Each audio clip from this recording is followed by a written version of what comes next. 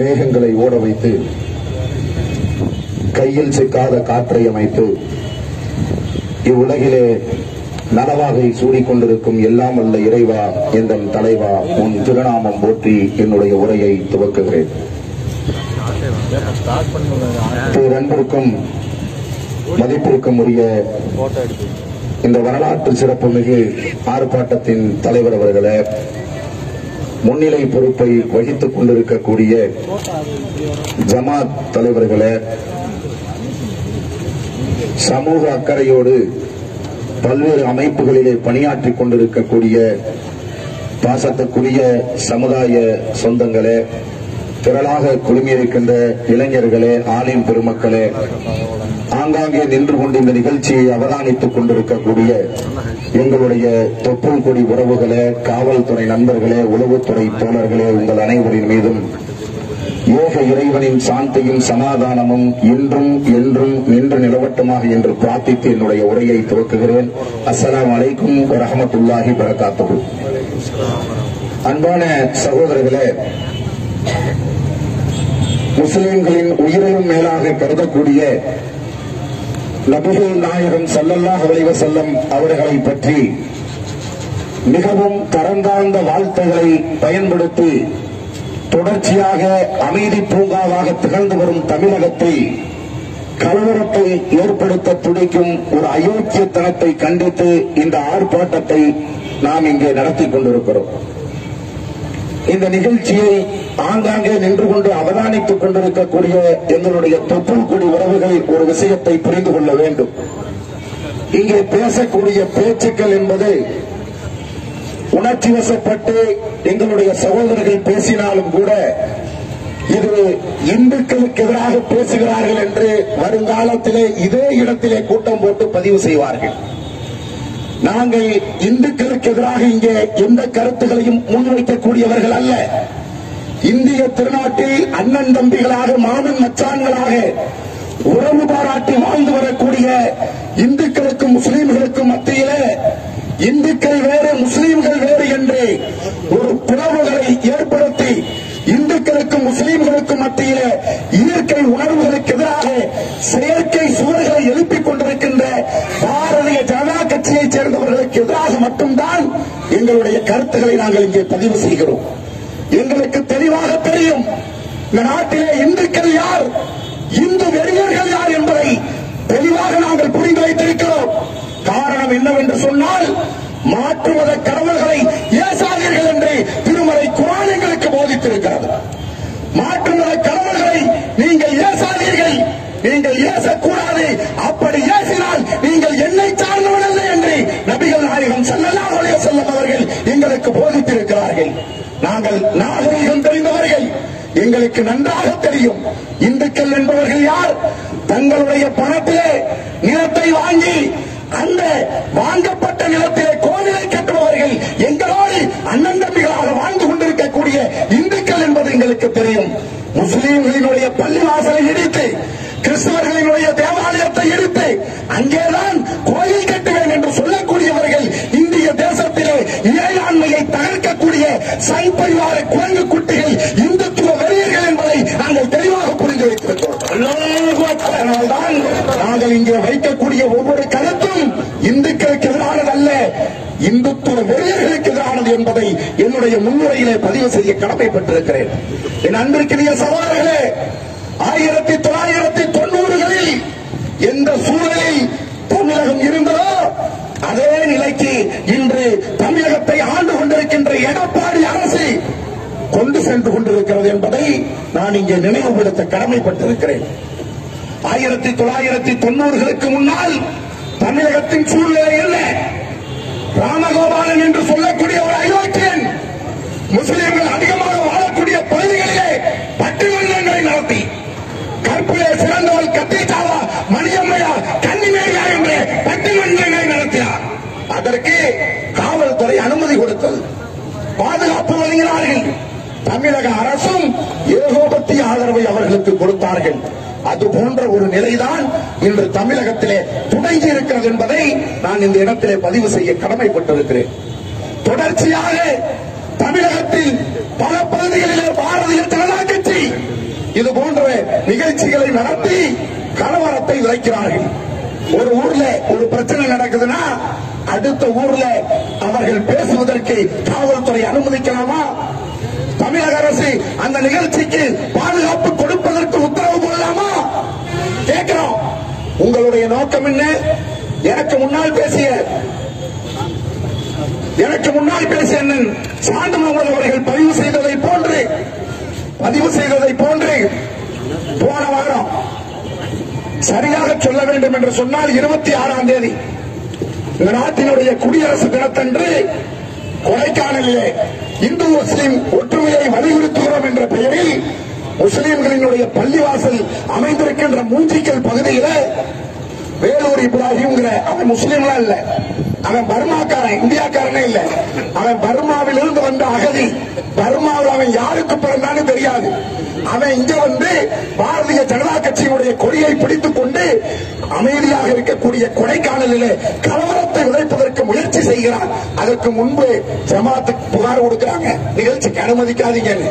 அனைத்து இஸ்லாமிய அமைப்புகளும் புகார் கொடுக்கிறார்கள், நிகழ்ச்சிக்கு அனுமதிக்காதீங்கன்னு. ஆனால் எங்கிருந்து வந்த உத்தரவு என்று தெரியவில்லை. காவல்துறை பாதுகாப்போடு அந்த நிகழ்ச்சிக்கு அனுமதி கொடுக்கிறார்கள். அந்த நிகழ்ச்சியில பிரச்சனை வெடிக்கிறது. 14 இஸ்லாமிய சகோதரர்கள் விருதுநகர் சிறைச்சாலையில் என்று அடைக்கப்பட்டிருக்கிறார்கள். அந்த பிரச்சனைக்கு விதை போட்டு வேலூர் இப்ராஹிமோ அல்லது பாரதிய ஜனதா கட்சியைச் சேர்ந்தவன் மீதோ ஒருவன் மீது கூட இன்று வரை வழக்கு பதிவு செய்யவில்லை என்று சொன்னால் நான் கேட்கிறேன், காவல்துறை அதிகாரிகளே, உங்களுடைய நோக்கம் என்ன? அதைத் தொடர்ந்து மேட்டுப்பாளையத்தில் கடந்த ஆண்டு முகநூல் பக்கத்திலே நபிகள் நாயகம் ஸல்லல்லாஹு அலைஹி வஸல்லம் அவர்களை பற்றி தரைக்குறவாக எழுதினான் இந்த கல்யாணிராமன். அவன் கல்யாணராமன் அல்ல, கல்யாணராமன். இவன் ஆம்பளையும் இல்ல, பொம்பளையும் இல்ல, பொண்டு பையன். அவன் ஆம்பளையாக இருந்திருந்தால் காவல்துறை பாதுகாப்போடு நின்று பேசுவானா? வந்து பேசுறான். முஸ்லீம்களே, நம்மளை மட்டும் அவன் பேசல. அவனுக்கு எந்த காவல்துறை பாதுகாப்பு கொடுத்துக் கொண்டிருக்கிறார்களோ அவர்கள் தான் வரிஞ்சு கட்டணும். என்ன சொல்றான்? காவல்துறையை பார்த்து நீங்க எங்களுக்கு ஒத்துழைக்கலைன்னு சொன்னா பாரதிய ஜனதா கட்சியினுடைய நடவடிக்கைகளுக்கு நீங்கள் ஆதரவளிக்கவில்லை என்று சொன்னால் உங்களுக்கு எதுக்கு பேரு காவல்துறைன்னு கேட்கிறான். நபிகள் நாயகம் ஸல்லல்லாஹு அலைஹி வஸல்லம் அவர்களை ஒருவன் பழித்து பேசுகிறான். அங்கே நின்று கொண்டிருந்த இஸ்லாமிய சகோதரர்கள் உணர்ச்சி வசப்பட்டு அதை தடுப்பதற்கு முயற்சி செய்கிறார்கள். காவல்துறை அவங்களை கைது பண்ணுது. கைது பண்ணிக்கிட்டு இருக்கிறப்ப அவன் பேசுறான், அவங்களை ஏன் நீங்க வந்து இன்னும் இது பண்ணாம இருக்கீங்க, துப்பாக்கி எடுத்து சுடுங்க. ரசூலுல்லாஹ் பேசுறான், அதை தடுக்க போறாங்க போலீஸ். அவங்களை தடுக்காதீங்க, சுடுங்கன்னு சொல்றான். நீங்கள் சுடுவதற்கு வக்கில்லை என்று சொன்னால் உங்களுக்கு எதுக்கு காவல்துறை பேரு? பேயத்துறைங்கன்னு மாத்திக்கங்கன்னு சொல்றான். அவனுக்குத்தான் காவல்துறை பாதுகாப்பு கொடுக்கிறது. இந்திய திருநாட்டில் உளவுத்துறைகள் இயங்கிக் கொண்டிருக்கிறது. உளவுத்துறையில நாக்கு வலிக்கவான்னு கேட்கிறான். நான் கேட்கிற கல்யாணராமன் கேட்டான் மேட்டுப்பாளையத்தில். அவனுக்கு பாதுகாப்பு கொடுத்துக் கொண்டு அவனை நீங்கள் உல்லாசமாக பாதுகாப்போடு வழியனுப்பி வைக்கிறீர்கள் என்று சொன்னால் காவல்துறை அதிகாரிகளே, உங்களுடைய நோக்கம் என்ன? நபிகள் நாயகம் ஸல்லல்லாஹு அலைஹி வஸல்லம் அவர்களை ஒருமுறை பேசினால் கைது செய்தீர்கள், சிறைச்சாலையிலே அடைத்தீர்கள், வெளியே வந்தான் அடுத்தும் பேசுறான், புடிச்சிட்டு போறோம்னு சொல்லி பாவலா காட்டுறீங்க. தமிழகம் முழுவதும் அன்று இரவு பல்லாயிரக்கணக்கான மக்கள் தமிழகத்தின் சாலைகளை ஸ்தம்பிக்க வைத்த பிறகுதான் அவன் கைது செய்யப்படுகிறான் என்று சொன்னால் ஏன் இத்தகைய அலட்சிய போக்கு உங்களுக்கு? பேசவிட்டு வேடிக்கை பார்க்கிறீங்களா? தமிழகத்தை கலவரக்காராக மாற்றுவதுதான் உங்களின் திட்டமா? கேட்கிறோம். நீங்க பாதுகாப்பு கொடுக்காம இருங்க, அவன் வந்து பேசிட்டு போறானான்னு பார்க்கலாம், பேசிட்டு போயிருவானான்னு பார்க்கலாம். அந்த அளவுக்கு வீரமுள்ள வம்சத்தில் வந்தவர்கள் அல்ல. ஆங்கிலேயர்கள் இந்திய தேசத்தை அடிமைப்படுத்தி வைத்திருந்த காலகட்டத்தில் இந்திய தேசத்தின் சுதந்திர போராட்டத்தில் பங்கெடுக்காமல் வேடிக்கை பார்த்த காரணத்திற்காக கைது செய்யப்பட்டு அந்தமான் சிறையில் அடைக்கப்பட்டிருந்த நேரத்தில் பல ஆயிரம் முறை ஆங்கிலேயர்களுக்கு மன்னிப்பு கடிதம் எழுதி ஆங்கிலேயர்களின் பூட்ஸ் காரின் நக்கி பிழைத்த வீர் சவார்கரின் வாரிசுகள் அவர்கள். ஆனால் அவன் இவ்வளவு தூரம் பேசியும் எங்களுக்கு உயிரும் மேலாக நாங்கள் கருதக்கூடிய நபி பெருமானாரை பேசிய பிறகும் அவன் தமிழகத்திலே உயிரோடு நடமாடுகிறான் என்றால் தமிழகத்து முஸ்லிம்களின் சகிப்புத்தன்மையை ஆட்சியாளர்கள் புரிந்து கொள்ள வேண்டும். நாங்கள் உணர்ச்சி வசப்படக்கூடியவர்களாக இருந்திருந்தால், நாங்கள் அவர்களை சொல்வதை போன்று தீவிரவாதிகளாக இருந்திருந்தால், பயங்கரவாதிகளாக நாங்கள் இருந்திருந்தால் கல்யாணராமனினுடைய கால் அவன் வீட்டு வாசப்படியை விட்டு வெளியே வைக்க முடியாது, வெற்றி எறிஞ்சிருப்போம். ஆனால் எந்த அளவுக்கு நாங்கள் சகிப்புத்தன்மையோடு அமைதியாக இந்த நாட்டினுடைய ஜனநாயகத்தை நம்பி, இந்த நாட்டினுடைய சட்டத்திட்டத்தை நம்பி, இந்த நாட்டிலே வாழ்ந்து கொண்டிருக்கக்கூடிய மத நல்லிணக்கத்தை பேணித்தான் எங்களுடைய பொறுமை இருந்து கொண்டிருக்கிறது. எங்களுடைய பொறுமையை மீண்டும் நீங்கள் சோதிக்க கூடாது என்பதை நான் இந்த நேரத்தில் பதிவு செய்ய கடமைப்பட்டிருக்கிறேன். உடனடியாக அவனை தேசிய பாதுகாப்பு சட்டத்திலே கைது செய்ய வேண்டும். இன்னொரு முறை அவன் இது மாதிரி எழுதக்கூடாது. ஏதோ ஒரு பெரிய வரலாற்று ஆய்வாளர் போல பேசுறார். நபிகள் நாயகம் ஸல்லல்லாஹு அலைஹி வஸல்லம் அவர்களை பற்றிய அந்த வார்த்தைகளை நான் இங்கே பதிவு செய்ய முடியாது. கடுமையா பேசலாம். அவனுக்கு பாதுகாப்பு, எங்களுக்கு அனுமதி மறுக்கிறீங்க. காவல்துறையினுடைய நோக்கம் என்ன? நேற்றைய முன்தினம் அவனை கைது செய்ய வேண்டும் என்று கோரிக்கையை வலியுறுத்தி திண்டுக்கல்லிலே அனைத்து அமைப்பை சேர்ந்த சகோதரர்கள் பைபாஸ்ல சாலை மறியல் போராட்டம் நடத்துறாங்க. நேற்று தமிழ்நாடு தௌஹீத் ஜமாத்தின் சார்பில் ஒரு ஆர்ப்பாட்டம் நடக்குது திண்டுக்கல்ல. அந்த திண்டுக்கல் ஆர்ப்பாட்டத்துக்கு போய் திண்டுக்கல்ல இருக்கக்கூடிய டவுன் டிஎஸ்பி சொல்றாரு, என்ன முஸ்லீம்கள் பேகம்பூரை விட்டு வெளியே வந்து ஆர்ப்பாட்டம் நடத்துறீங்க? நாங்க ஒய்யமார்பட்டியிலிருந்து பேகம்பூருக்கு இந்து அமைப்புகளை தாட்டி விட்டா நீங்க சும்மா இருப்பீங்களான்னு கேட்கிறேன். நான் கேட்கிறேன், இது டிஎஸ்பி சொல்ற வார்த்தையா? இப்படி பேசுற ஒரு டிஎஸ்பி இருக்க முடியுமா? எந்த அளவுக்கு இவர்களுக்குள்ளே மனநெறி ஊறி இருக்கிறது என்பதை என் அன்பிற்குரிய சகோதரர்களை புரிந்து கொள்ள வேண்டும். மீண்டும் இவர்கள் 1990 தமிழகத்திலே உருவாக்க பார்க்கிறார்கள். கவனமாக களமாட வேண்டும் என் அன்பிற்குரிய சகோதரர்களே. அதனாலதான் கல்யாணராமன் போன்ற அயோக்கியர்களை மக்கள் மன்றத்திலும் பள்ளியில ஒருத்தருக்கு அவன் பேர்லாம் நான் சொல்ல விரும்பல. கத்துக்குட்டிகளுக்கு பதில் சொல்ல வேண்டிய அவசியம் இல்லை. இருந்தாலும் இந்த பழனியினுடைய நலன் கருதி சில செய்திகளை நான் சொல்லியாக வேண்டும். பழனியில வந்த முஸ்லீம்கள் பூரா வந்தேறிங்கிறான். யார் சொல்றா? இந்து முன்னணியை சேர்ந்த ஒருத்தன் சொல்றான், பழனியில இருக்கிற முஸ்லீம்கள் எல்லாம் வந்தேரிகள் அப்படிங்கிறான். நான் சொல்றேன், பழனியில் இருக்கிற முஸ்லீம்கள் வந்தேரிகள்னாலும் அது ஒரு பக்கம் வச்சுக்கோங்க. இந்தியாவுக்கு நீங்க யாரு? இந்தியாவுக்கு நீங்க யாரு?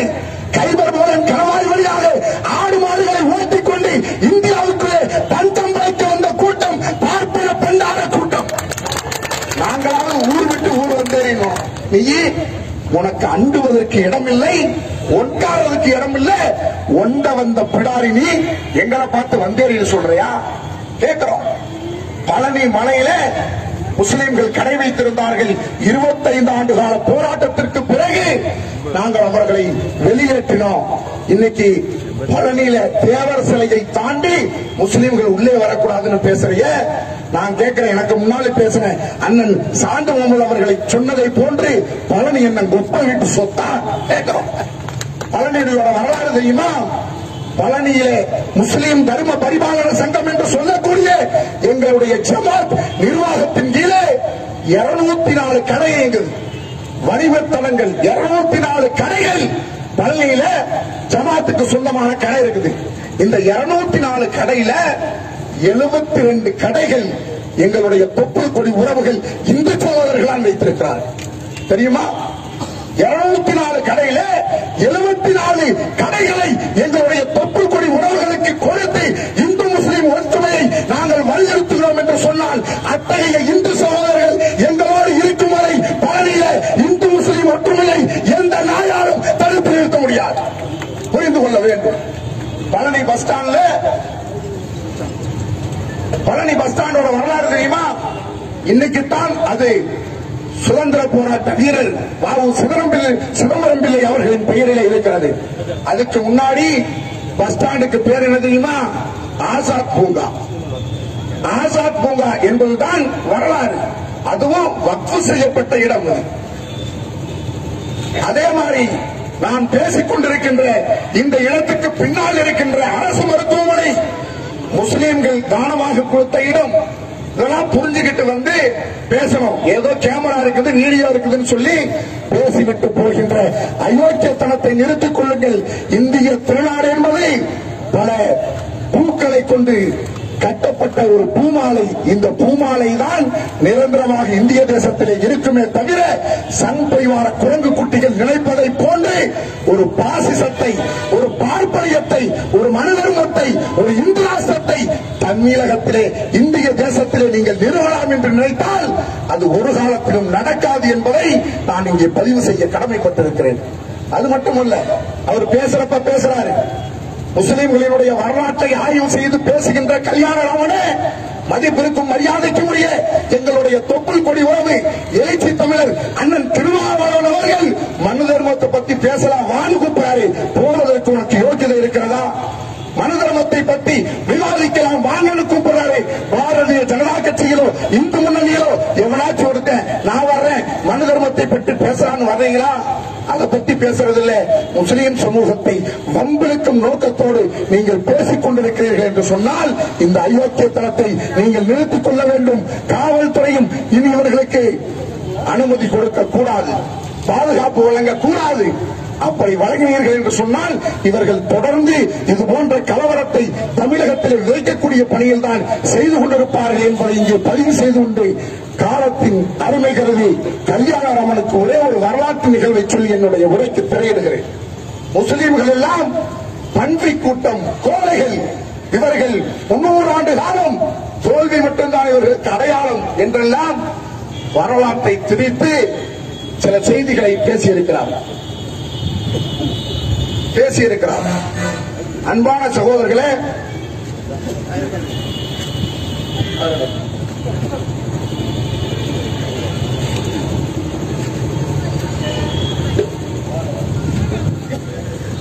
நீங்க தான் இஸ்லாத்தை பெருசா ஆய்வு செய்றீங்களே, அந்த இஸ்லாமிய வரலாற்றில் இருந்து ஒரே ஒரு செய்தியை சொல்லி முடிக்கிறேன். மதிப்பிற்கும் மரியாதைக்கும் உரிய மானம் கெட்ட கல்யாணராமன் அவர்களே, இஸ்லாமிய வரலாற்றில் ஒரு யுத்த நிகழ்வு, அந்த யுத்த நிகழ்விலே நபிகள் நாயகம் ஸல்லல்லாஹு அலைஹி வஸல்லம் அவர்களின் தலைமையிலே யுத்தம் நடைபெறுவதற்கான தயாரிப்புகள் நடந்து கொண்டிருக்கிறது. நீ எந்த புத்தகத்தில் வேணாலும் இதை ஆய்வு செஞ்சுக்க. அந்த போருக்கான போர் வீரர்களை, படை வீரர்களை தேர்வு செய்யக்கூடிய பணியை அப்துல் ரஹ்மான் அவுஃப் என்று சொல்லக்கூடிய நபித்தோழர் ஒருவர் முன்னின்று ஏற்பாடு செய்து கொண்டிருக்கிறார். அப்பொழுது 2 சிறுவர்கள் அவரிடம் வருகிறார்கள். அந்த 2 சிறுவர்களுக்கு, ஒரு சிறுவருக்கு வயசு 11, இன்னொரு சிறுவனுக்கு வயசு 13. இருவரும் அப்துல் ரஹ்மான் அவுஃப் அவர்களிடம் வந்து நாங்களும் இந்த யுத்தத்தில் பங்கெடுக்க வேண்டும் என்று கோரிக்கை வைக்கிறார்கள். நான் இறை தூதரிடம் கேட்டுவிட்டு வருகிறேன் என்று சொல்லி நபிகள் நாயகம் ஸல்லல்லாஹு அலைஹி வஸல்லம் அவர்களிடம் சென்று இப்படியான செய்தியை எடுத்துச் சொன்ன போது அனுமதியுங்கள் என்று சொல்கிறார்கள். அப்பொழுது அந்த போர்க்களத்திலே அந்த 2 சிறுவர்களும் சண்டையிடுவதற்கு அனுமதிக்கப்படுகிறார்கள். அந்த போர்க்களத்துக்கு உள்ளே வருகிறார்கள். அப்பொழுது அப்துல் ரஹ்மான் அவுஃப் ரலியல்லாஹு அன்ஹு அவர்களிடம் அழைத்து, இந்த அபுஜஹில் என்று சொல்லக்கூடியவன் நபிகள் நாயகம் ஸல்லல்லாஹு அலைஹி வஸல்லம் அவர்களை தரைக்குறைவாக பேசி அவர்களை மக்கமா நகரத்திலிருந்து வெளியேற்றுவதற்கு அரும்பாடுபட்ட அபுஜஹில் இந்த கூட்டத்திலே யார் என்று கேட்டார்கள். அப்பொழுது அப்துல் ரஹ்மான் அவர்கள் அந்த 2 சிறுவர்களிடம், அங்கே ஒருவர் குதிரையிலே அங்கும் இங்கும் சென்று கொண்டிருக்கிறாரே அவர்தான் அபுஜஹில் என்று அடையாளம் காட்டுகிறார்கள். அந்த போர்க்களத்திலே, அந்த யுத்த களத்திலே என்ன தெரியுமா நடந்துச்சு? அப்துல் ரஹ்மான் அவுஃப் யாரை நோக்கி கையை காட்டி இவர்தான் அபுஜஹில் என்று எந்த சிறுவர்களிடம் அடையாளம் காட்டினார்களோ அந்த சிறுவர்கள் 2 பேரும் அந்த யுத்த களத்திலே இஸ்லாத்தின் மாபெரும் இறுதி எதிரியாக அன்று பார்க்கப்பட்ட அபுஜஹிலை வெட்டி வீழ்த்தினார்கள். அதுவும் எப்படி தெரியுமா? அந்த 11 வயது சிறுவன் அபுஜஹில் சென்று கொண்டிருந்த குதிரையின் காலை வெட்டினார். அந்த 13 வயது சிறுவன் அந்த குதிரையின் கால் வெட்டப்பட்டு குதிரை அந்த பூமியிலே விழுவதற்கு உள்ளாகவே அபுஜஹிலின் தலையை அந்த போர்க்களத்திலே. இந்த வரலாறு நீ படிச்சுக்க. பத்ரையும் முகதையும் பார்த்த எங்களுக்கு உன்னை போன்ற பாசிச பண்டாரே பரதேசிகள் ஒரு பொருட்டல்ல என்பதை நான் இந்த இடத்திலே பதிவு செய்ய கடமைப்பட்டிருக்கிறேன். அதுல பேசுறப்ப சொல்றாரு, யுத்த தர்மம் மனு தர்மத்தில் சொல்லப்படுது. சூரிய உதயித்து விட்டால்தான் யுத்தத்தை துவங்க வேண்டும். சூரியன் மறைந்ததுக்கு பின்னாடி யுத்தத்தை நிறுத்திடணும். இதை மனு தர்மம் சொல்லுது அப்படின்னு சொல்றார். போர்க்களத்திலே ஒருவன் காயம் பட்டு விட்டால் அவனை வெட்டக்கூடாதுன்னு மனு தர்மம் சொல்லுது. ஒருவன் ஆயுதத்தை கீழே போட்டான்னா வெட்டக்கூடாதுன்னு சொல்லுது. இதெல்லாம் எதுக்கு சொல்றாருன்னா, அந்த கூட்டத்தில் இளைஞர்களுக்கு மத்தியிலே தூண்டிவிட்டு அந்த மனு தர்ம சொல்லுகின்ற அடிப்படையில யுத்தத்துக்கு நீங்கள் தயாராக வேண்டும் என்று சொல்றார் கல்யாணராமன். அட கல்யாணராமா, இஸ்லாம் யுத்தத்தை பத்தி என்ன தெரியுமா சொல்லுது? போர்க்களம் என்று வந்துவிட்டால் வயது முதிர்ந்தவர்களை நீங்கள் கொல்லக்கூடாது, குழந்தைகளை கொல்லக்கூடாது, புறமுதுகி காட்டி ஓடுபவர்களை கொல்லக்கூடாது, குறிப்பாக பெண்களை கொலை செய்யக்கூடாது என்று இஸ்லாம் தெளிவாக சொல்லுகிறது. அதனால்தான் நீ இன்னும் தமிழகத்திலே நடமாடிக் கொண்டிருக்கிறாய் என்பதை புரிந்து கொள்ள வேண்டும். காட்டி ஓடுற கோழைகள் பொட்டத்தனம் கொண்ட உங்களால் உங்களை நாங்கள் ஒன்றும் செய்துவிட மாட்டோம் என்பதை தெளிவாக நீ புரிந்து வைத்துக் கொண்டு களமாட வேண்டும். நாம் அடக்கம் தேவை. இல்லை என்று சொன்னால் ஒரு மிகப்பெரிய ஒரு புரட்சி தமிழகத்திலே சந்திக்கும் என்பதை இந்த நேரத்திலே பதிவு செய்து கொண்டு மீண்டும் மீண்டும் கோரிக்கை வைக்கிறேன். தமிழகத்தினுடைய ஆட்சியாளர்களே, நீங்கள் கல்யாணராமனை தேசிய பாதுகாப்பு சட்டத்தை கைது செய்து அடைக்க வேண்டும். இல்லை என்று சொன்னால் அவனுக்கு கொடுக்கப்பட்டிருக்கின்ற அந்த பாதுகாப்பை நீக்கிக் கொள்ள வேண்டும் என்று இந்த நேரத்திலே பதிவு செய்து கொண்டு, எங்களுக்கு ஏன் இவ்வளவு கோபம் என்று சொன்னால், அதே இஸ்லாமிய வரலாற்றில் இமாம் மாலிக் ரலியல்லாஹு அன்ஹு அவர்களிடம் ஒரு சஹாபி வந்து கேட்டார். என்ன கேட்டார்னா, நபிகள் நாயகம் ஸல்லல்லாஹு அலைஹி வஸல்லம் அவர்களை ஒருவன் கேவலப்படுத்தி இழிவுபடுத்தி அவமானப்படுத்தி விட்டால் நாம் என்ன செய்ய வேண்டும் என்று இமாம் மாலிக் அவர்களிடம் ஒரு சஹாபி கேள்வி கேட்டார். அதற்கு அவர் திருப்பி கேட்டாரு, நபிகள் நாயகம் ஸல்லல்லாஹு அலைஹி வஸல்லம் அவர்களை இழிவுபடுத்தியவன் இன்னும் உயிரோடு இருக்கிறானா இல்லையா என்று கேட்டார். ஆமா, இன்னும் உயிரோடு இருக்கிறான் அப்படின்னு சொன்னவுடன் மாலிக் அவர்கள் சொன்னார்கள், எந்த நபிகள் நாயகம் ஸல்லல்லாஹு அலைஹி வஸல்லம் அவர்களை ஒருவன் இழிவுபடுத்தினானோ அவன் உயிரோடு இருந்தால் இந்த முஸ்லிம் உம்மத் இறந்ததற்கு சமம் என்று சொன்னார். அதனால்தான் நாங்கள் களத்தில் நிற்கிறோம். மீண்டும் மீண்டும் பதிவு